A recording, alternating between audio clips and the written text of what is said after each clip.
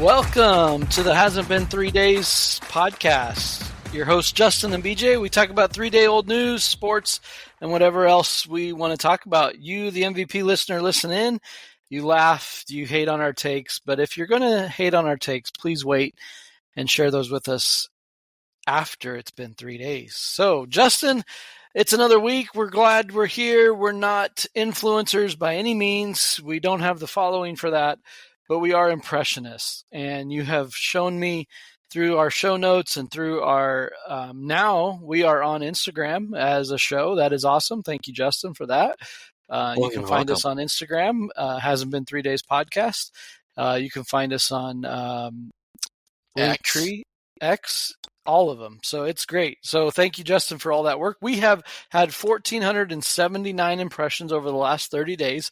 Continue to rise. I heard just from another podcast I listened to just today, I heard this news that if you are increasing by 100 influence impressions, listeners, whatever it is, every week, that you are one of the top podcasts. Now, we're not one of the top podcasts. We're not all of these other ones that are viral and all those things, but our impressions keep growing by at least 100 impressions every week, and that's pretty cool, in my opinion. 24% males, 67% females. Thank you, Brady, for that addition. We appreciate it. 88% of our listeners are in the age group of 35 to 44. So welcome to our peers. If we were to be convicted of a crime, our audience would be our jury. And that would be cool. So which is good. We're still only at 21 states, though. Yeah, we've kind of just plateaued. We've plateaued on the states. We need to visit some more states. And YouTube, we have 737 impressions, and that's 129% more than the previous 28 days. So thank you to the MVP listeners for showing up and listening to us, sharing our podcast. Again, we've had some pretty good interviews lately, and that's been really fun. But tonight we've got a special show for you as well. Justin and I are just going to, we're just going to share from our hearts. And really, it's really from our back pocket. And it's going to be fun. And so we got a couple of things we want to talk about. But Justin, how's your weekend been? How have the last 3 days been for you, man? It's been good. Eventful weekend. My daughter had her third and final homecoming. And so we had to do that. I had to go drop off and pick up and do the photo shoots outside for her so she could show her mom. We went and saw Becky in the hospital that night, so that was kind of fun and special to take her up there and see her since Becky's still in the hospital in rehab, recovering from back surgery. So that's been going well. Good. I'm glad to hear that, and you give me the updates, and I'm thankful for that, and I appreciate that. But I just want to give a shout out because I know she's one of our MVP listeners, and she listens usually the night of, and I appreciate that. But hey, Becky, we're thinking of you, praying for you. So glad that you're making the progress you are. So keep up the good work. Keep fighting. Keep pressing in. You're a fighter. Keep doing it. It's been a long road, but you got this. You got this. You got all of us praying for you and rooting you on. So keep going. Yes, very much appreciate that, BJ. Appreciate that. It's been a long journey, that's for sure. Long journey. But yeah, my son had his last football game, and then we had our fall fest at our church. So we opened up our fall fest at the new church. Yeah. We had at our new property. We threw a fall fest with opening up our arms to the neighbors. So we had a little over 500 people organically come through for a side of town that we don't have any presence in. So we counted about 500 that came through the gates. So we were there volunteering from like 2 o'clock to 7 o'clock at night, the kids and I. So we stayed busy. So awesome. Yeah. What about you, man? How was your week? My week's been good. Weekend was good. Got to spend some great time with some friends and some people I love. So I love that. And again, we talk about that all the time. I think I just want to say this. When you get to spend time with people that you love, it changes your outlook. We haven't got into some of the things that has happened in my life over the last year, but when you have those opportunities to just spend time with people you love, you don't take it for granted. You appreciate it, and it's good. So I'm so thankful for that. And went to church, had a great time at church. I want to give a shout out to, we haven't talked about some of the serious things either on a whole lot, but I want to give a shout out to my church, Salem Alliance Church. For the first time in my life, I have branched outside of the Nazarene denomination and absolutely love my church. So I'm thankful for Salem Alliance, Pastor Rob. It's a great church. And so we had a great service. Pastor Rob was back from a mission trip. There's probably, I don't know, 1,500, 2,000 people that attend on a weekend.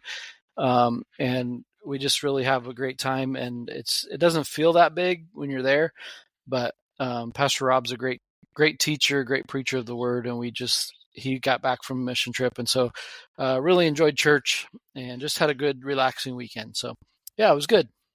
Thanks, man.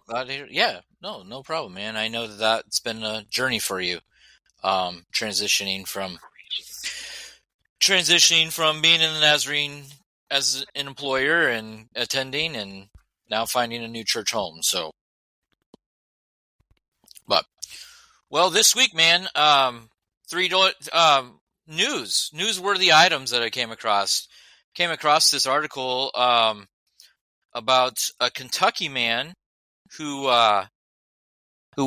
went under to go be an organ donor, and as soon as they started doing surgery, he woke up and he was alive.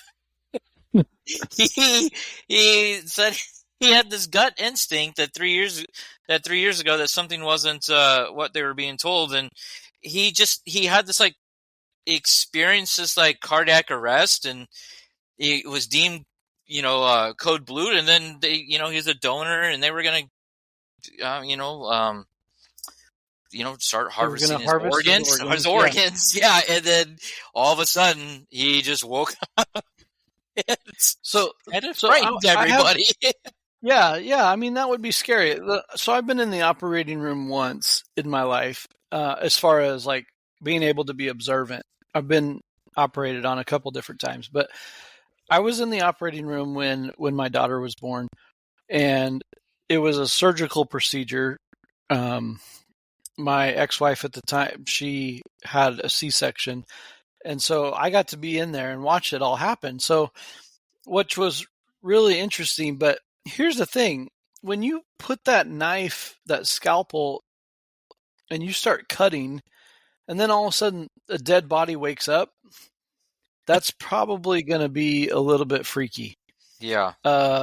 And then I can't even imagine being the person laying on the table being like, what the heck are you doing? What just happened? I need these organs. So, yeah, when I read this article, I thought, man, how can you – that's like the worst mistake you can make in the profession. You have to be fired for that, don't you? Yeah, I mean, I think – fired. And I think I don't know if it's this article or another type of situation that happened with another patient, but I think a handful of employees just quit because they felt they didn't interview them, but maybe they quit because they didn't want to get fired. I don't know. To me, I don't know who's the last call on that. Anesthesia? I don't really know. If you have a dead body, you're not using anesthesia. I mean, take a freaking pulse. Grab the wrist. I mean, this isn't hard. I mean, I'm not even a medical professional, and I know how to check for a pulse. Well, he's in Kentucky. Maybe he had too much bourbon going on. That's maybe true. Bourbon in the bloodstream. Yeah, maybe something did that. I don't know. But I just it was an interesting article that he just kind of awoke and kind of scared people. So I'm going to give me back my organs. Yeah, I'm going to take us a different direction here because I think to me, I just mentioned this. That would be a fireable offense if I was the manager in charge of that OR. Yeah. However, let me ask you this. So I live in a state that is an at-will state for employment, meaning you don't have to give any reason to fire somebody. You can just fire them because they dyed their hair red or whatever. I mean, you don't have to give a reason. So, fireable offenses, how much do you have to do to get fired in America today? I'm pretty sure embezzlement is probably the top one. Nope. Oh wait, nope. God. Never mind. You're wrong on that one. I have a story. And this story comes from the church world. I'm not going to say names to protect the guilty, but Do I know the story already? No, you don't know the story. So here's the story. I know of a pastor and his wife that embezzled from a church denomination for numerous years. They should have been prosecuted and put in jail, and yet they were not. They didn't even have to pay back the money that they stole. And in fact, they're still pastoring a church and still involved in ministry where they handle money to this day. Jeez. After they embezzled over, I believe the number was $60,000 or more. I know my buddy is listening to this, who dealt with this from the higher up standpoint, and yet it was a slap on the wrist. If you steal $60,000 from a religious organization and you're not fired, what the heck? Yeah, I guess I don't know what it would be to. People get fired for the dumbest things too, and I've been fired twice this year, and it wasn't for anything that gregarious. No, you just have. There's some ugly people behind the scenes. That's for sure. Mm-hmm. That's for sure. We'll just call them ugly. I think it's just better that way. Okay. We call whatever you want. But moving on, the guy was brain dead. He woke up on the OR table. Yeah. And hopefully he still lived. Hopefully he was able to continue his life. I think he gave a few quotes. I didn't read his quotes, but I didn't memorize his quotes. But they said that all of his activities, he had no reflexes, he had no brain activity, he had no brain waves. So, like, at what point? Yeah, I don't know. I guess they just assume they did everything right. So. Yeah. I mean, you check so many boxes, and you hope that it is. If it walks like a duck, if it quacks like a duck, but if it doesn't look like a duck, then maybe it's not dead. I don't know. Yeah, I don't know the standard there. So I don't either. But yeah, we should probably move on to something we know more about. So sports. Let's go to sports here for a minute, because that's the only thing we're good at. I don't even know if we're there. I don't know if we are either. I don't know. My other newsworthy thing was it's playoff time for the baseball World Series. And there's one player. Did you get a chance to read this article? There's one player that's played for both teams, Dodgers and Yankees. And so, and actually, I don't even know that series is final, right? Okay. So the World Series is going to be those two. I'm literally out of the loop on this stuff now because for some reason I don't follow the MLB very much. But there's one player that's played for both of them since he's played at least 5 games. He gets to choose at the end of the year which ring he wants to get for what team. No. He will get a ring regardless of who wins. Is basically what it is. Well, yeah, but he has to choose what ring he wants. No. He'll get a World Series championship ring because he played for both teams. But what determines is which team it is. So correct. Right now, I believe he's playing for the Dodgers in minor leagues. Yes, minor leagues. But he did have a cup of coffee up in the show, which is terminology that our baseball fans would know. So he had a cup of coffee with both teams. Actually, when I watched this reel that you sent, he only had one at bat this season for the Yankees, and he got a hit. So he's hitting 1,000, for the Yankees this year. Now he plays for the Dodgers. He's in the minor league system. So he's guaranteed a World Series championship ring.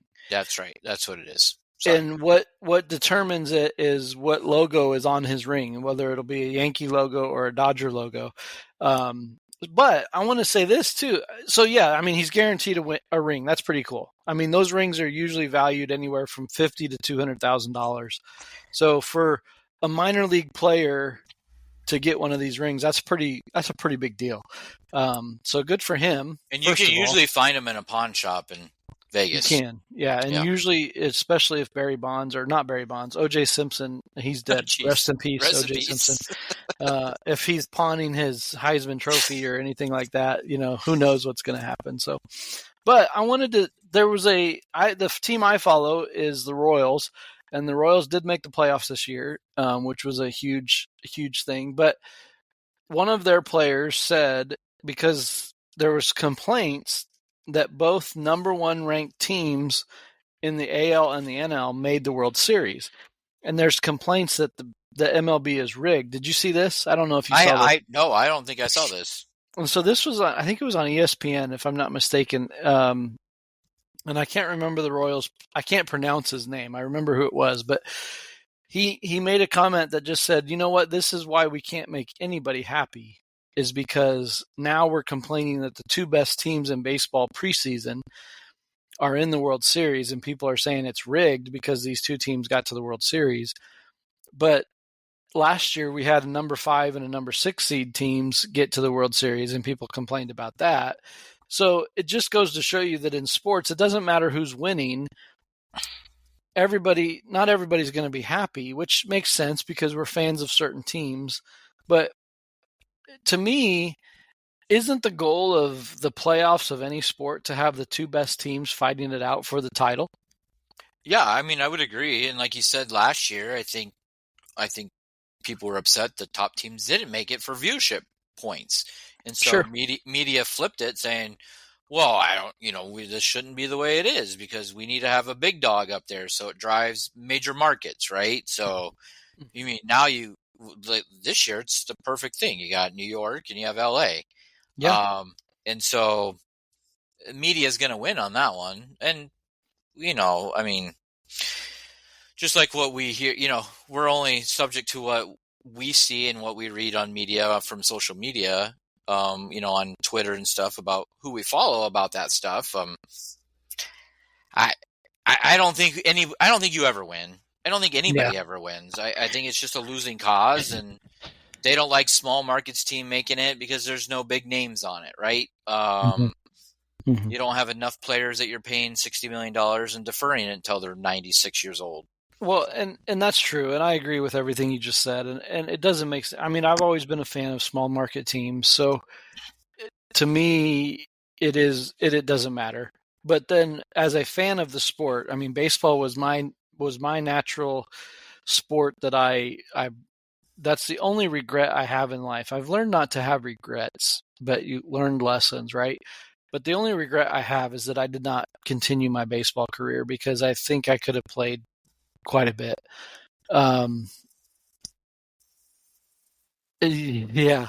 So, but with this, watching the Yankees and the Dodgers, the Yankees pay a lot of money for their players, but the Dodgers have a player that is not just a once-in-a-generational player. He's a once-in-a-lifetime player. Yeah. And here's what I told maybe I told you, maybe I told my brother, I can't remember which, but Shohei Ohtani playing for the Dodgers this year, getting to play in the playoffs finally after spending his career with the Angels and then moving across town to the Dodgers. He hasn't pitched all year because of injury and because of recovering, but he's the first player in Major League history to go 50-50, 50 stolen bases, 50 home runs. He normally pitches and hits. He can play right field. He can play the field. He's everybody compares him to Babe Ruth. He's better than Babe Ruth. Babe Ruth did not play against the talent that there is in the MLB now. He's the best player in the history of the sport. That is something that will never be said again as long as I'm alive. Yeah. And here's my prediction. Hot take warning. If this is rigged, we're going to Game 7 in the World Series, Yankees and Dodgers. And Shohei Ohtani has not pitched all year. He's going to come in for a save. Game 7, Shohei Ohtani's pitching. And let's just throw it, hot take. He's going to hit a home run and he's going to pitch in the World Series for the first time, if anybody, since Babe Ruth, if not ever. Does he come in from the bullpen, or does he come in from a position? It would be the bullpen, but he'll just come in from the dugout. Okay. Because he's been DHing all year. So yeah, that's true. I haven't even paid attention that much. Yeah. I mean, no, that's my hot take. Dodgers in 7, Shohei Ohtani with the save or the win as the pitcher as well. Yeah, he wasn't his 50-50 game that he had when he got that 50th home run. Wasn't that the game that he almost had 2, or was it the next game after that where he had almost 2 cycles in one game? He was like a single short. Was it that game? Of a cycle in a game? You can't get 2 cycles in a game. Oh, I think he had equivalent almost that, didn't he? I mean, that's 8 at-bats. There's no way you're getting 8 at-bats. Oh, you mean in 2 games? I don't remember. I just thought I read something about that. I don't know. He was I didn't short. See that. Okay. Well, you would know more about it than I would. Or I can ask my friend Rob, who's a Dodgers fan. So yeah. Well, I've moved on.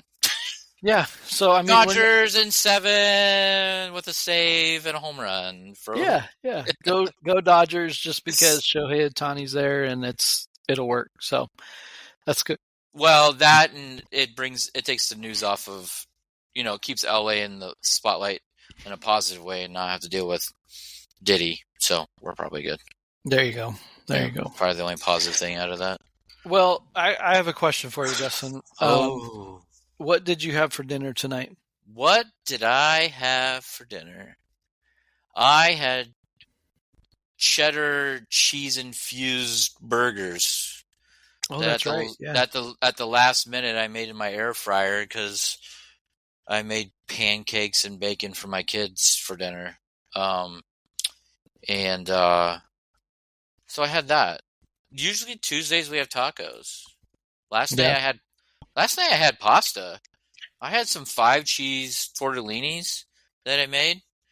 I didn't make them. I didn't wrap them. They were frozen from Kirkland's or from Costco. I have a take on Costco, but I'm not going to share it tonight. No. Go ahead. But yeah, I had burgers tonight. What about you? Do you have anything exciting? Something new? No, not something new, but I had spaghetti and bread and I'm only laughing because I recently asked my family about a pasta take that I had. Yeah, so that's where we're going with this. I know, you're setting me up. You jerk. No, it's fine. So at work last week, we had our appreciation week, and so they brought food in, and we had Olive Garden, and they kept on saying we have chicken Alfredo. And when I got there to eat, it was just, there was no chicken. So then I kind of was like, well, why would you ever eat Alfredo? Like, why would you ever have chicken Alfredo without chicken? Like, why would you ever serve just fettuccine noodles and Alfredo sauce? And then I started thinking about it when I was sitting in Becky's room talking to her with the kids. I was like, do you just call that, if it doesn't have chicken, do you just call it fettuccine? Do you just say you had Alfredo? Because if you say you just had Alfredo, it's just like you're just eating the sauce. I don't know. Yeah. Like spaghetti. You had spaghetti tonight. Like, yeah, and we either call it by the noodle or we call it by the sauce, as we were talking about this pre-conversation. So here's a question. So I'm gonna do a little plug, shameless plug here. Thanks to Justin, we are now the 3-day-old podcast, hasn't been 3 days, is on Instagram, so go follow us on the gram. And we're on Linktree with all of our links to all of our podcast places you can listen to us, and all the things that we might reference on the show will be there. It's in our bio. It's in our bio. So now our email is broadcast. We have an email address for the show. So here's what I want to do. For all of our listeners out there, I want you to email us at 3dayoldpodcasts@gmail.com.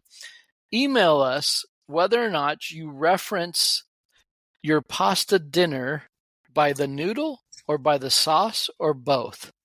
So like spaghetti, you just call it spaghetti. Like, yep. Would I assume that you had marinara only, or did you have meat with it? Did you say spaghetti with meat sauce or spaghetti with marinara sauce? Yeah. Like, we just call it spaghetti. Is it just because we just assume that's how you make it? There's probably vegans out there that maybe say something different. I don't know. I don't think any vegans listen to our show. I don't think they do. If they do, send me an email. Tell me you do, and I'll apologize on the next show. But I don't think we have any vegans that listen to the show, because that's another story I could tell. Lasagna is another one. Yes. Go with your lasagna take. Do you say lasagna with meat sauce, or you just say you had lasagna? I have a friend that will say, I never want to eat lasagna, but that's not the point. Go ahead. It's because he doesn't like Garfield, or what? I don't know. Maybe I can't figure it out. Is it the same person who doesn't like popcorn or doesn't like your popcorn? No, different person. Oh, okay. No, I just was curious. I started going down this rabbit hole with my family and my kids, and so we were bantering back and forth. And I don't know. I wouldn't just say if it didn't have chicken for my chicken Alfredo, I wouldn't just say I ate Alfredo. But here's the thing. I didn't say this to you earlier. You call it chicken Alfredo, but you're still not calling it by the pasta. Fettuccine Alfredo, yeah.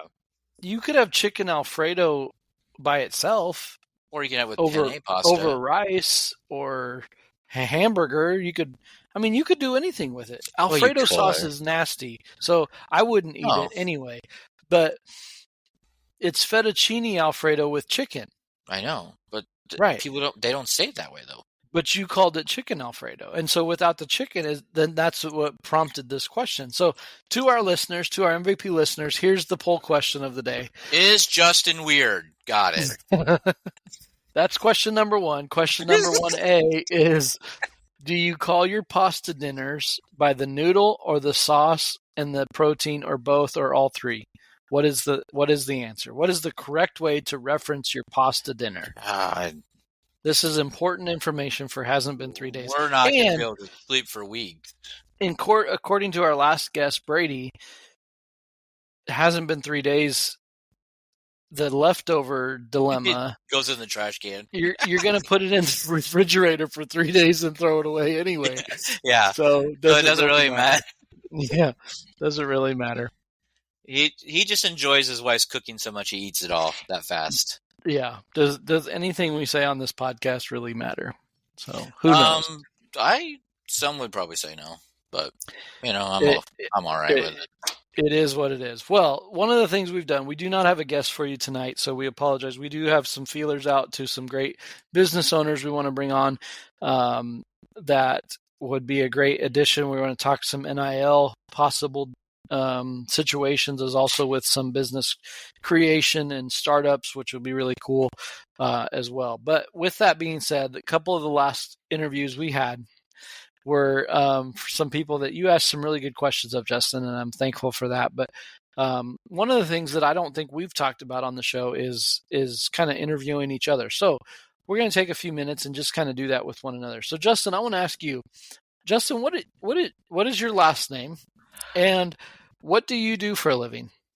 My last name is Rabel. It was you spilled it on our very first episode, and people tracked me down. Now my witness protection program is over.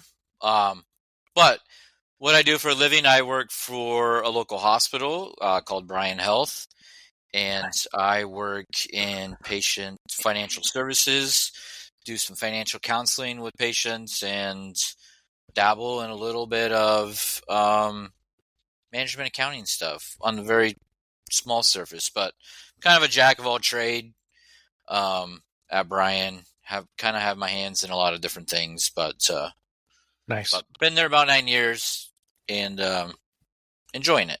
What's been your favorite job over your entire career in working? My favorite job? Besides the ones where you worked with me. I was just say our times at Nelnet. Didn't we just have so much in Kmart? I don't know. I mean, I always like being in leadership. I worked for a company called Hastings Entertainment, and when things were, CDs and DVDs and movies and games weren't so digital, and I worked as an inventory control manager and was in charge of a very large store that had a lot of inventory, one of the top 5 stores in the chain. And so that was fun, just to be able to manage people and loss prevention and just the amount of money that came through these stores, and just knowing that you were the final straw on it. So I had fun just navigating and finding different ways to improve things. So I would say that I had a lot of fun. I had a lot of different avenues at that job that I was involved in. So, and I was in management too, so I enjoyed that. Yeah. Good. And you've talked a little bit about, you have your wife Becky who's in the hospital right now, but we've interviewed your 2 kids, Brenton and Brielle. Is there anything else that you just need to get off your chest and let people know about you at this point in time? Yeah, I mean, well, we have a story. I mean, my wife is, well, I would consider right now she's in remission. She's a cancer survivor. I mean, she has been battling cancer for 10 years. Since 2017 is when it became metastatic and considered stage 4. And all the things that she's been fighting the last year and last year and this year are not cancer related. We've been having good cancer results, or no detectable cancer. So God's really been healing her, and it's just been kind of a miracle watching her journey. And you kind of alluded to it. We've been going through a lot, but yeah, my wife has had a medical journey for sure, and gone through a lot of things. So yeah, we're year 10. I don't know if you can believe that. That's been 10 years since she was diagnosed with cancer originally. So, but these last, I don't even remember, the 2000. So it's been just over a year. She's technically been cancer free. They just keep on saying she gets scans all the time, or every 3 months, and always comes back as undetectable. No detectable cancer in her body. It's just these other little things that keep on popping up. Well, they're not little things. I mean, she's had she's had some brain surgeries and a lot of things going on for sure. And I just might have spilled the beans again, but you're good. I mean, the brain surgery was related to a brain tumor that she had in 21, and then she had radiation necrosis that caused her to have seizures, and we dealt with that. She had 3 brain surgeries in 18 months, I think that's what that number was. I don't remember now. It's all been a big blur, really. We've after COVID, we got to travel, and we love traveling, but just these little things just keep on hindering us. And I'm happy that things are going the way they are, and that God's providing some healing for her, so we can get back to doing the things that our family really wants to do. My daughter literally asked me today, "Dad, where are we going to go on vacation? Where are we going?" And I said, "Where do you think we should go?" And she goes, "Well, if we have to drive, we're going to go to Branson." I don't know why they love Branson so much, but I guess it made an impression on them. There's a lot of stuff to do there. They enjoyed it. But they said, if we fly, though, we're going to go to Oregon. And I said, "Oh, yeah?" Sure. I was like, I mean, we can. Or we can go to Hawaii again. I don't know. Whatever. So, but yeah, so we're hopeful that this, the surgery that she had was a fusion of her spine to relieve some, what ended up being a a cyst that was pushing on her spinal cord that was causing some mobility issues. So in her legs, that she's been kind of wheelchair bound since March, but everything's positive. It's going the right way. They're seeing slight improvements every day for her. So we're just keep on praying and keep things going. So that's kind of our little journey. She's got like 800 plus people in a Facebook group that we have. That's kind of like been her medical journey notebook that she keeps, and it keeps updates for everybody. So we've been going pretty strong. She's been going strong. Yeah. And we will have Becky on the podcast at one of these points, and she's made her official request. We don't need to go into that request, but right now, but it'll happen. It will happen for sure, and I'm thankful for that. I'm thankful for Becky, and I'm glad she's still fighting. Becky's a fighter, and yes. From the moment we met Becky, number 7. Number 7. Number 7. Remember Becky, that? You remember that? Hang on, number 7, volleyball. Yep. Me and BJ, we're watching them play volleyball. What we both said, one of us is going to get that number 7. Yep. So and Justin went after it and ended up marrying number 7. So that's awesome. So yeah, I'm glad that Becky's a fighter. Becky has always been a fighter. She's fought for everything she's had in her life, and I'm thankful for that. Thankful to know her. Thankful that she continues to press in and press on. I remember being out there with you guys in March, and before I left, she was struggling that day, and she was in bed, and I went to go tell her goodbye and just thank you. And you have different times in our life, Justin, where we've shared moments. There was your guys' wedding. That was quite the day. Oh yeah, then, like kids playing dress up. For sure, but it was so much fun. And then then our wedding over here was another one of those memories, good times. We lived together. We've talked about that a little bit. We've had serious moments together. We've had silly moments together. That call that I got, 10 years ago was one of those calls we referenced last week with Brady that there weren't any words said. And that was okay. Yeah. And a year later, there was another call that came when my sister passed away, and there were no words said. Yeah, I remember that day. I remember you. I was cleaning my grandparents' house out after one of them passed away, and you called me and you said 2 words, and then it was dead silence as we sat there just in disbelief. Yeah. Yeah. Oh, jeez. Yeah. 9 years ago. 9 years ago. That's... Oh, Bethany Joy. Yeah. Yeah. So yeah, that's it. We've had a journey. Our story. I mean, we're public about our story. So yeah, talking about it, BJ, that's never been a problem with us. I feel like our journey and the reason we do have the stories that we share on Facebook and through Becky's group and just publicly with people, I actually, I'm gonna take back. I think one of the joys now is working at the hospital and being able to help and be a patient advocate.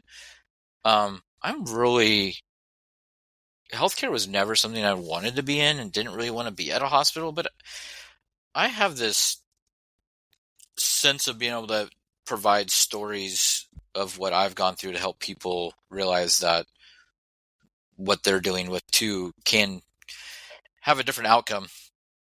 when it comes to a financial standpoint or just resources or just anything, there's a lot of people who are angry because of their diagnosis or having a bill in healthcare. So, I do really enjoy being a patient advocate for people, and fighting for them, especially when we know how insurance works. So, or doesn't work sometimes. But I've used Becky's story to kind of help people. And I always almost feel like when I tell her story that I don't want to take away from what that person's telling me about them either. So that's a really hard balance, to be honest with you, because Becky's been through so much. It's so, like, I literally, anytime, it always seems like I'm one-upping somebody. It's like, oh, you told me about that. Yeah, my wife had that 12 times or whatever it was. So yeah. But I do enjoy that. I love being a patient advocate for people, and I have the ability to do that through the hospital because I work face-to-face with patients. I'm there right in the front line with patients. I'm not a clinical person, but I was there. I was there during the hard times during COVID, and we had shut down, just that scariness of that time. But yeah, people's stories, I hear them all day. And due to HIPAA, I can't tell a lot of them, but but there's situations I can. Anyway, I've gotten we've befriended, and Becky's got a good friend of hers. Her name's Allison that showed up in my office, and her and Becky became friends, and she's a pretty well-known artist with artwork in all these different galleries across the world, and she lives here in Lincoln, and she has a story and a journey of her own that it started because she came into my office and talked to me, and I looked at her as a patient, says, you look like what my wife is going through. And they were literally probably weeks apart of every journey of the chemo cycle and losing her hair and, and just all those things. Just, you could just tell it. So, but anyways, sorry, kind of just went on, but I appreciate you asking about that. It is a passion of mine. I do like helping people. I have the heart. Sometimes people would say that I might not have always the patience for it, but there's a time and a place for it, and I can use those examples, those life examples that I have from my personal life, my friends' lives, the people's stories that they've told me, the things that you've gone through personally, professionally, like you've been through, you've had a lot of stories too, like just in your journey, those things help me help people. And so, but enough about me. It's like what I've said on my Facebook page, on my background picture. It's just the simple words. Everyone has a story, and we all do. We all have a story. Some of our stories are drama-filled and trauma-filled, and sometimes they're not. And like my brother said last week, he's lived a life of blessing, and I'm thankful for that. And thankful for that. That's even a testimony. And then there's those of us that have gone through more and gone through things that have helped to shape us and mold us, and we learn from it and we grow. And you hope, like Brady said, and was so kind with his words last week, of just what friendship does in these places. You cling to those people that truly love you and care about you, no matter what. It's unconditional love. It's love that goes beyond any of the situations. So it's good. That's the truth, because like you are one of those people that I can have a serious conversation and then I will literally need to turn it off and have a funny conversation just to kind of break up of those things. And we had a lot of those times last year. Last year my wife was in the hospital for 128 days. We had plenty of those times. But it was it's what the soul needed, right? I can't imagine if not having those people in your corner. I mean, obviously family first. I mean, my family's been huge, and Becky's family's been huge of helping with a lot of these things. I don't know how we would do it without them, to be honest with you. I don't know how I would survive. I don't know how I would have done it. It was enough just being quote unquote single dad and taking care of 2 households, running back and forth to living here and living out of a rehabilitation hospital. So yeah, but, all right. Well, we flip it back onto you. What is your last name?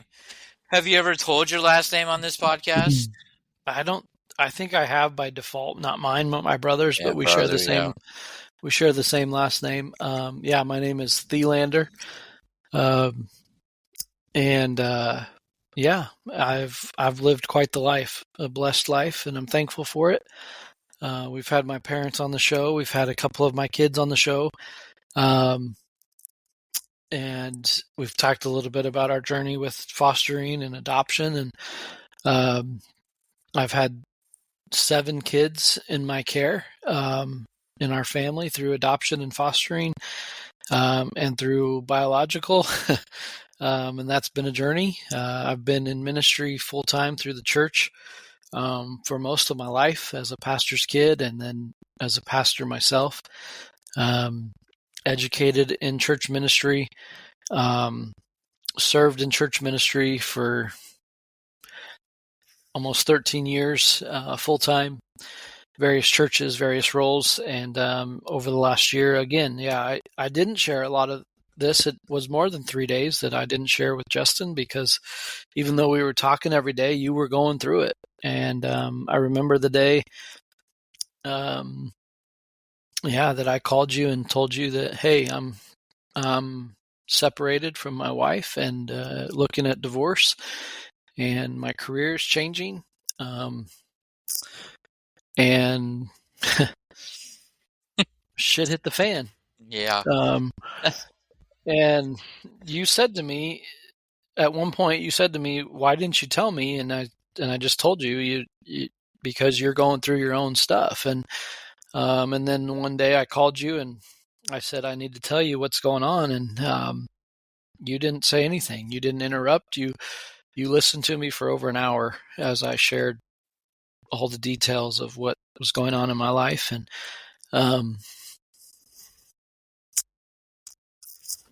the hardest year of my life for sure. So, but yeah, currently I have a new career. I don't, God's not done with me. And no, he's not. I know I've just said a cuss word on a podcast, but one of the things I've learned in this season of life is that it's okay to be real and it's okay to be who you are. And the fact is that here's a gospel presentation for you. When you commit yourself to the Lord and you surrender your life to Him and you become one that is in Christ and in relationship with Him, every person that is in Christ, that is following Him, that is trusting Him with their life everybody is divinely designed by a Creator that loves them. They are deeply desired for relationship. They're lavishly loved beyond anything they've ever experienced in life. They're fully forgiven because of what Jesus did on the cross, and they are a sacred story of grace. And that's the gospel message. That's for everybody. There's no arguing that. We are all in that boat. And as a pastor who struggled at times to know how to deliver that gospel message, when to say the right things or the wrong things, or when to push and when not to push, I've had more opportunities since coming out of church ministry to share that message and that gospel message, that true message of who we are in Christ through Jesus Christ has been more than I had in 13 years. And I'm so thankful for that. But it's been hard. The church that I've devoted my life to, at least in this part of the country, has abandoned me and deserted me. And yet people that love me, that know me, that care about me have not. And it's crazy when you have a pastor say about you to your friend, the church has abandoned BJ, and it's a good thing. That was said about me this year by a pastor. The church has abandoned BJ, and it's a good thing. As a former pastor, as a former leader in a denomination, that crushes you. I've had to give up my credentials, and yet people that have gone through the same thing that I've gone through have not had to give up their credentials. So there's been a lot of that back and forth that I'm still trying to figure out and weigh out. But again, I'm thankful, as I pitched earlier in the show, I'm thankful for the church that I've found, because they're a church where I've been able to heal, where I've been able to worship freely, and I've been able to be accepted and loved. And I'm so thankful for that. It's amazing the path we lead. And yeah, choices were made, decisions. I was not perfect in the last year. I don't want you to hear this, that I'm a victim in this. That's not at all my message, because I'm not a victim. I've just been through a lot, just like anybody else is, just like you. I mean, there's a lot of people that go through cancer and go through what you've been through, but it's still, when it's you, it's your life, it's your story. And for me, it's my story. I've had in my denomination, like I said, my local part of the denomination that I was a part of has abandoned me and kicked me to the side. That same denomination, in places that I've been before and served, has asked me if I would be willing to come back. So those are things that I just am reminded that God's not done with me. I'm thankful that my kids love me. My kids are a part of my life, and I'm thankful for that. I'm thankful for friends who have stuck by me, friends that continue to love me. So, like you said, family, my mom and dad, my brother, have been huge for me in this season. I've learned a lot about what it means to actually truly be loved by Jesus and what that means for me individually, and what I can share that with others. I mean, I think the church, capital C, we preach a message sometimes when it comes to these things that are not black and white, that confuse people, that hurt people, that damage families and lives, where we'll tell somebody they have grounds for divorce, and yet divorce is the unpardonable sin to others, and it's wrong. And when you're told certain things are okay and permissible for you to explore those things, and then you go through it, but because of your title, because of what you've been, you're lied about, you're slandered, I've lost livelihood because of this, and I'm still trusting the Lord. I've been unemployed for the good part of a year, trying to figure out things because of all of this. And yet I know that no matter what, God still sees me. He loves me. He's forgiven me, and He's got a plan for me and a purpose for me. So with that, I'm exploring some new opportunities. I am an executive director of a pregnancy care center now. Never would have dreamed I'd be in that role. I started my new career looking for a job, and was a CEO of a retirement community until that was taken away from me because of lies and slander. Then I became a director of a assisted living business company, and that was taken away because of lies and slander.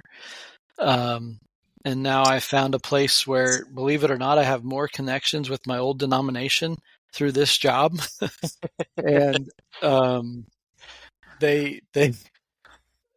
lady I took over for, she happens to be related to family. She's become family now by marriage, and didn't even know that at the time, but it's been cool. She's served on this is a really cool story. So part of our denomination, I'll just say it, the Nazarene Church. Yeah. I was an ordained elder in the Nazarene Church, and part of the polity of the Nazarene Church is they have districts across the country, across the world, and each district has an advisory board. The person I'm taking over for, she was on the advisory board for the district out here. And when I interviewed, she told me how we were related now through family and marriage, which was cool. I didn't know that. But then she told me later on she's on the advisory board of this district, and she would have full information of my ask to surrender my credential and all that I went through, the truth and the lies of what has been said about me. And she looked me in the eye and she said, I don't need to know anything of that. I know you for who you are. I know who you are. I know I'm getting to know you for the heart that you have and the person that you are. And that's all I need. Yeah. And that was huge for me. I mean, we sat together in that devotion time and our staff and cried together. And she's been an incredible support for me.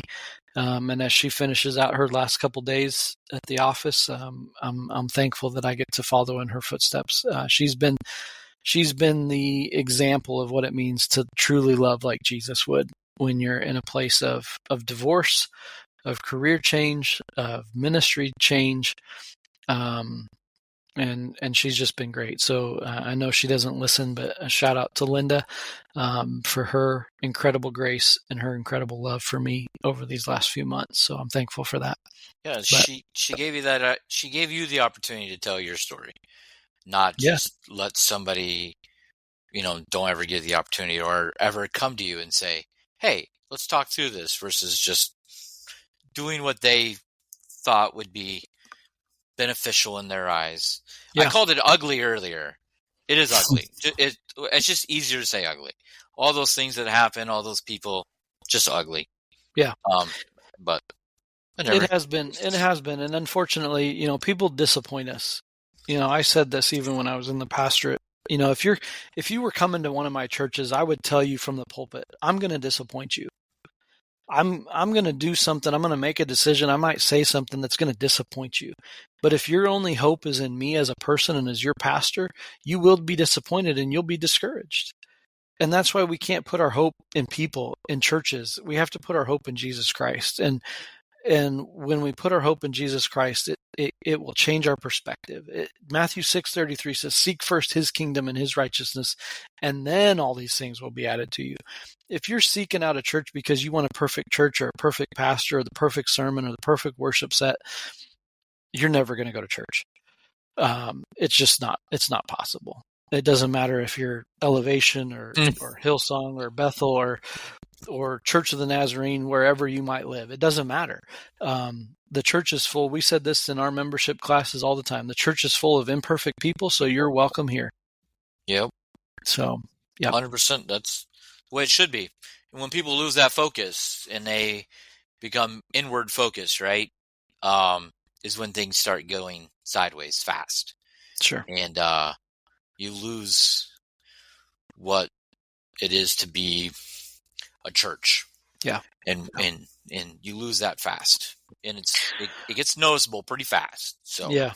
I haven't talked to you about this, Justin, but one of the things that I'm thinking about is I'm exploring, as we're talking about work and career, I'm exploring doing some things on my own and being a consultant, doing some servicing for churches and nonprofits, and probably more to come. Shameless plugs as I start this business. But one of the things that I think I want to do is I want to piggyback off of this podcast, and I want to start a second podcast for I'm able to talk about preaching, talk about church management, talk about board relations, talk about things that might be beneficial to people that are in ministry, that are struggling, that don't know what I can't tell you how many years I spent wondering, why am I doing this?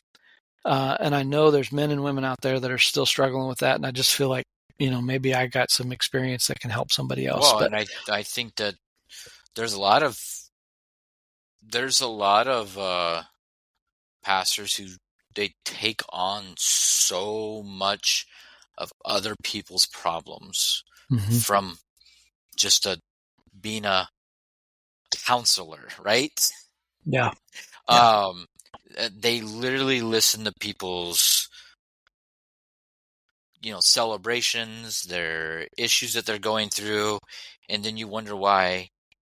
And you've had these moments. I've been with you when you've had these moments. You're like, why did I need to know that? Yeah. And now that I know that, dang it. Now, how do you manage that? And I think that's hard, especially for new, just over the years of that. I've heard these stories. Yeah. Talk about HIPAA violations. Yeah. I've heard all these stories. No, you've never said names. You just talk about situations. But that's the thing. I mean, when you're in ministry, it is a calling. And I think you can be called to other things. You can be called to be a doctor or a nurse or a teacher or anything. I totally believe that. But when you're called to be a pastor or a spiritual leader, and this is what my dad said to me when in my first year of full-time ministry, he came and visited me once, and we were driving around. I said, Dad, Dad, you've been doing this for 30 years.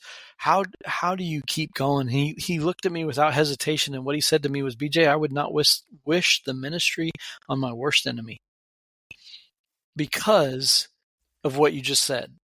Not only do you have your own stuff that you're dealing with, you got to deal with everybody else.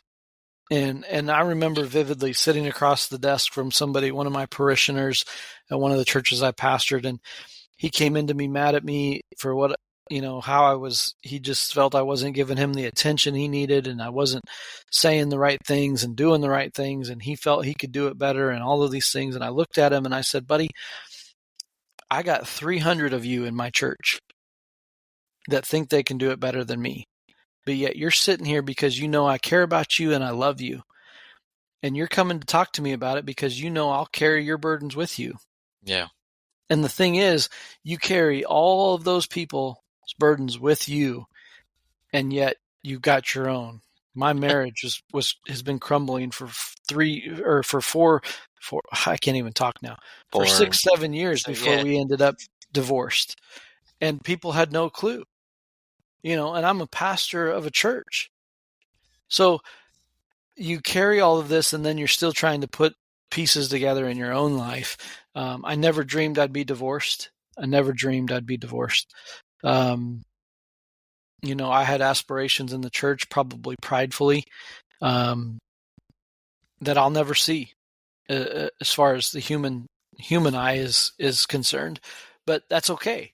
That's okay because God still has a plan, and he knows what he's doing with me, and I believe that I can be of good use to so many others in this role that I'm gonna I'm about to endeavor in. Yeah, that was one thing that me and you talked about a lot when you're going through your job situations, and you talk to everybody else too, the people that are close to you,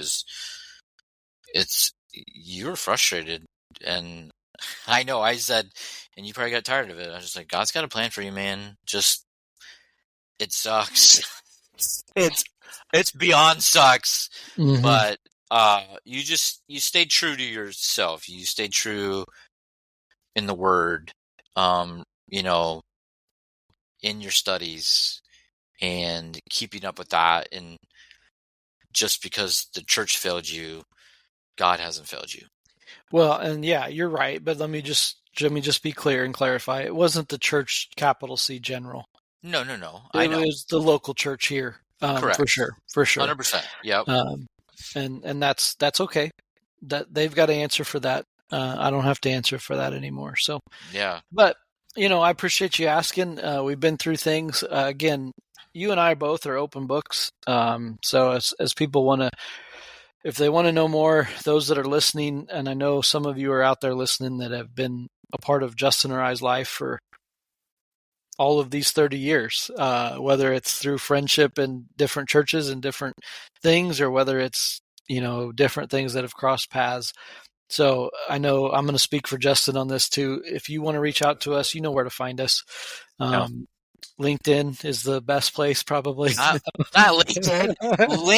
Linktree. We're teaching BJ some new things, everybody. Yeah. But no, we do on our socials on the podcast page, and we do have a link for all of our different ways, and that email address is there. So please use it. Like you had your little challenge about voting for stuff. I mean, honestly, it's there now. Use it. Use it if you have questions, concerns, something you're struggling with, and we might be able to help. Like we might be able to be that. I always call it being a sponge. We might be able to be that sponge to talk, and maybe you just didn't know where to go, and you're sitting around listening to this podcast. Welcome. Yeah, we talked about doing an episode like this before. We didn't know this was where this one would go, but here we are. So let's it feels like we need to pray, but we're not gonna pray. We're just gonna transition to sports, right? We're gonna transition to what we know about. Now we're gonna go straight into our therapy session because we're Nebraska fans. After last week. No, we're not doing that. We're moving on. And records for last week, BJ. What do you have? What do you have updated? I really don't know why we're still picking games, but here we are. Because it's fun. It's a topic. It usually fills the show at the end of the day. Yeah, for sure. So, Justin, you went 2-3 last week. So your record overall is 21-19. You're still 2 games over 500. If you're betting games with Justin, be cautious. Don't bet a lot, but you're winning. I went 1-4 last week. Yeah, you're doing well. And I am 17-23. If you're betting games with me, you need to just stop and ignore this whole segment from me. So, but here we go. We got 5 more games on the docket this week. Normally we pick the number one or the biggest point spread of the week in college football. We are going to do that, but it's going to be our last game we pick. Yep. Which, if you've noticed the trend, it's usually a Nebraska game. So we'll get to that in a second. The second most point spread of the week in college football is the first game we're going to pick, number 20 Illinois, which, by the way, Illinois' helmets last week were fire. I will say that. They were the best helmets I've ever seen in college football. Did I send you that reel about where those were painted? Yes, you did. Yeah, you did. I saw it before you sent it to me, but I hadn't seen it. Yeah, so each helmet, if you haven't seen them, go look at them. Each helmet, 2 hours to stencil, spray paint, or no, airbrush. Excuse me. Yep. And all those were done by an artist in Nebraska, of all places. Oh wow.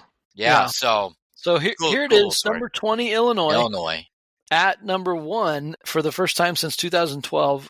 The University of Oregon Ducks. The point spread is 25 points for this game at Autzen Stadium. Oregon coming off a big win. Number 20 Illinois. Is this a catch game? What do you say? Like a trap game of some sort? Yeah. I mean, I don't think Oregon wins by 25. I think Oregon wins. So you're going Illinois in the point? I'm going to go Illinois, to cover the points. But, yeah, I think Illinois, I mean, they did come to Lincoln and beat Nebraska. What does I have to say, right? That's the only thing I can go off of because I was at that game and we should have won it. Anyways, no, I think Oregon, Oregon's just hard to play in Autzen at that stadium, especially if it's an early evening game going into the night where they get all antsy-pantsy.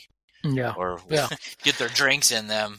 I've been saying this every week for the last few weeks now. I'm going opposite of you just because I need a win, which hasn't boded well for me. Bode well. But I am in Oregon. I'm not a Ducks fan. I'm a Beavers fan as a local fan. But I'm going to say Oregon wins by 26 points and covers the spread.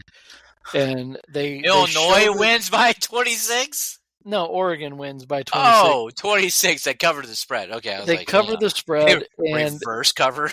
No, they cover the spread, and they show the country that they deserve to be in that number 1 spot. So I'm going Oregon on this one to cover the points, just to get a win. But then I'm a closet. You know this about me, and you make fun of me for it. But I'm a closet Irish fan. I almost said I love the Irish. I don't love the Irish, but so here's a story real quick. I'm playing college football on PlayStation with my son, and we have an online dynasty. We're playing back and forth, and we've played 2 or 3 seasons now. We told each other we had to pick 3-star teams. So he was Kansas. I started with Colorado, and so we went through the first season, 2 seasons, and then I changed to Kentucky and was a 3-star team with Kentucky. He stayed at Kansas. He's been at Kansas. So this last season, we just finished the season. My son I've beat him, and we play each other in the regular season, and then if we play each other in the playoffs, it's extra. So we ended up playing, and I would beat him in the regular season. He would end up beating me in the playoffs. He's won 2 national titles in our dynasty or whatever. My son is quite the quality gamer. He's really good. But now we switched teams, and so he got a job offer, and he's now Georgia in our online dynasty, and I got a job offer to be the head coach of the Notre Dame Fighting Irish. And I told him, I said, this is my dream job in this game, so I have to take this job. So I am now the head coach of the Notre Dame Fighting Irish football. So with that being said, we're picking number 12 Notre Dame is a 12.5 point favorite at undefeated number 24 ranked Navy. As Notre Dame goes to win the Commander-in-Chief trophy, they try to do that every year because they play the armed forces teams. But Notre Dame at Navy, Notre Dame favored by 12.5. Who you got, Justin? Navy's winning. Yeah, I knew it. Yep. So the reason for this, because I want chaos. Have you heard about this chaos where Army and Navy can both go undefeated, play each other in their title championship game, and then they always play that Army-Navy game the week after, so they would have to play 2 weeks in a row? I want that to happen. Yeah, I think that would be cool. Because then it's going to throw the playoff into this weird frenzy. Because do you penalize the team that's already won a championship because they had to play the Expedition game or their last season game a week after? Like, I just want that chaos. So that's the only reason I'm picking it. Notre Dame's playing really good right now. I mean, they are. Yeah. After losing to Northern Iowa or Illinois, they've been playing pretty good. So they have. They've rebounded well. 12.5 seems a lot against an undefeated Navy team. But I'm a Notre Dame fan, and so I'm going Notre Dame again. So Notre Dame for me. Okay. I'm taking Notre Dame for the win. So let's jump to the NFL. We were going to have a guest on. He's going to be on next week, so we're looking forward to that. We won't spoil it tonight. We've gone too long. But his team is the Jets. So I picked the Jets and Patriots game, divisional game. Jets favored by 7.5. Biggest point spread in the NFL. Aaron Rodgers struggling. 2 losing teams.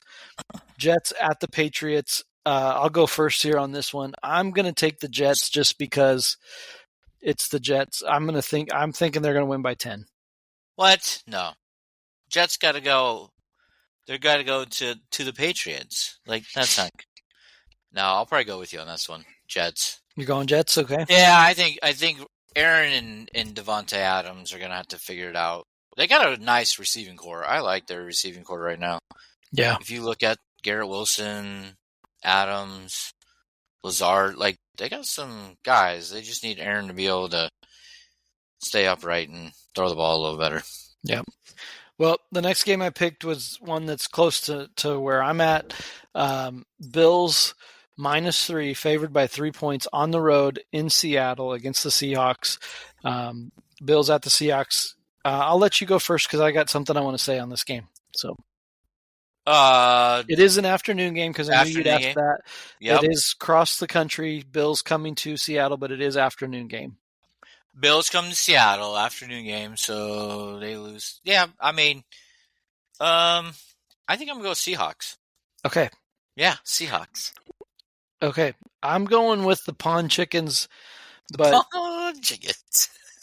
Here's why. I don't like the Seahawks because they used to be in the AFC West with Denver, and They always play Denver tough. They still play Denver tough. I don't like the Seahawks, but I want to give a shout out here. I got a good friend here in town that is going through cancer right now as well. So I want to shout out to Lance, my buddy Lance. He's a huge Seahawks fan. And last year, as I was going through all my stuff with the divorce and all this stuff, we would watch football together. And he's a good friend. We work together at the church, but he's going through cancer right now and cancer treatments. He's struggling right now. But shout out to Lance. Lance, I love you, man, and wish you all the best. But I'm going to say go Seahawks, beat the Bills in this game. So there we are. We got all the games. Now we come to the one that matters. This was the game that was pointed to for Husker fans from the beginning. And this is not just from Husker fans, but from national media. There was a chance that the Huskers could come into this game in Columbus undefeated to face the Ohio State Buckeyes. And Nebraska has not lived up to that standard. They lost a game they should have won with Illinois. But last week I was right in my assessment. I was not right in my prediction, but they got destroyed. They gave up. It was just bad. So Nebraska at Ohio State. This is the biggest point spread of the week. Ohio State is favored by 25.5 points. Yeah.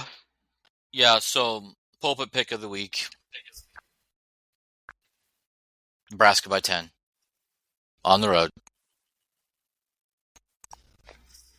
That's my pick, man. Okay. Nebraska by 10 because I'm a homer. And, I said my piece about Ohio State last week. So you did 2 weeks ago. Whatever. Was that 2 weeks ago or last week? I don't remember now. Doesn't matter when they beat Oregon and when Oregon beat them. So, no, that's who I'm going with. It's going to be a disaster of a game. I already know. 11 o'clock game, national TV again. Look forward to Nebraska losing by 200, but Nebraska's actually going to win by 10. I don't know if you're right or not, but I think 25.5 is too much. And I think Coach Rule does get him to bounce back. I think Nebraska loses by 17, but Ohio State does not cover this spread. Yeah, well, it'll be over and it'll be done with early, and I can watch other games. I don't have to wait all day for that one. It's an 11 o'clock game. You can just get over and done with. Yeah, competitive. All I want it to be is competitive. Last week it got out of control. That would be good. It would be good to see that. So, well, those are our picks for the week. We do have some opposites, so maybe I can gain some ground on you. We'll see. We'll see how that goes. Probably not. I'll probably go 1-4 again, but that'll be all right. So, anyway, Justin, what do you got for the next 3 days? What are you looking for? Not much. Football's over for my son, so a lot of just family time, visiting Becky, hanging out with the kids, keeping them entertained, watching football. I just take it easy during this time on the weekends when I'm not running back and forth. But other than that, just hanging out, family time, and might sneak in some golf. I looked at the weather. I think I can get one more golf round in before it snows. So I might try to do that. What about you, man? What you got going on? Cool. Well, probably some of the same. I got my kids this weekend, so I'm looking forward to that. I always love spending time with them. I'll probably go to church for sure, and it'll be good. It's probably a slow end to the work week for me, and it'll be a good time with the kids on Saturday. And so again, spending time with my family, with people I love. And I'm thankful for that. So, yeah, I will never complain about that for sure. It's awesome, man. I look forward to the same as well. So, well, good. Well, thanks again for the night, Justin, and thanks MVP listener for listening a little bit longer tonight as we got into some deeper stuff. And it's life. It's what we do. We might be talking about, dead man rising up on the operating table, or we might be talking about some real life stuff that's happened to us. So thanks for listening. We appreciate it. Just want to say one more time, here's to a lack of communication of irrelevant age news. We'll see you next time. See you.